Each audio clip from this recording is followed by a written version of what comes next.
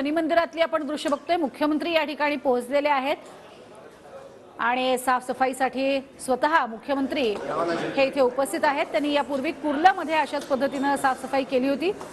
पंतप्रधान नरेंद्र मोदी यांनी आवाहन केल्यानंतर संपूर्ण भारतभरामध्ये अनेक मुख्यमंत्री आणि सर्वच राज्यांचे मुख्यमंत्री आणि मंत्री हे अशाच पद्धतीने मंदिरांमध्ये जात आहेत आणि साफसफाईचं अभियान जे आहे ते राबवत आहेत। स्वच्छतेचं अभियान राबवण्याची ही विनंती आणि आवाहन हे पंतप्रधानांनी केलं होतं आणि त्यानंतर आपण पाहतोय मुख्यमंत्री एकनाथ शिंदे हे आधी मुंबईतल्या रस्त्यांवरती आपण साफसफाई करताना पाहिले होते आणि आता चेंबूरमध्ये ते आहेत आणि चेंबूरमधल्या शनी मंदिरामध्ये स्वतः मुख्यमंत्री एकनाथ शिंदे हे साफसफाई करतायत।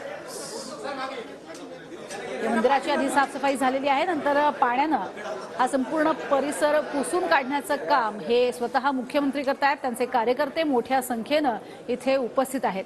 तर ही दोन दृश्य आपण बघतोय। एकीकडे कुर्ल्यामध्ये गणेश मंदिरामध्ये सुद्धा मॉप फिरवत स्वतः मुख्यमंत्र्यांनी साफसफाई केलेली होती आणि आता चेंबूरमध्ये शनी मंदिरामध्ये मुख्यमंत्री पोहोचलेले आहेत आणि ते इथेही मॉपच्या सहाय्यानं या संपूर्ण परिसराची साफसफाई करतायत।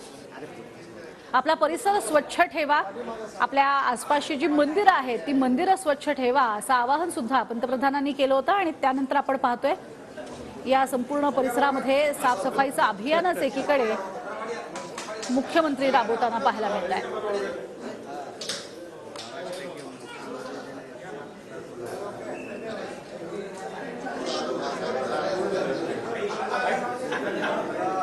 अयोध्यापर्यंत काही नागरिक पोहोचू शकत नाही। उद्या कशा प्रकारे त्यांना साजरी करण्यासाठी दिवाळी साजरी करायला सांगा।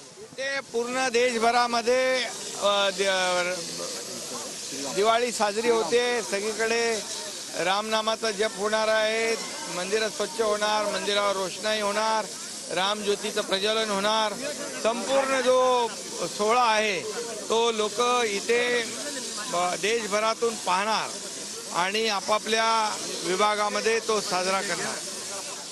घरोघरी जाऊन सर्वेक्षण करण्याचे सांगितलेले आहेत। मराठा आरक्षणासाठी ओबीसी आरक्षण काम चालू आहे। 1.5 लाख लोक काम करतायत। 1.5 लाख लोक 3 पाळ्यांमध्ये काम करतायत, 3 शिफ्टमध्ये। त्यामुळे त्याचं सर्वेक्षण होणार आणि लवकरच तो डेटा उपलब्ध होणार।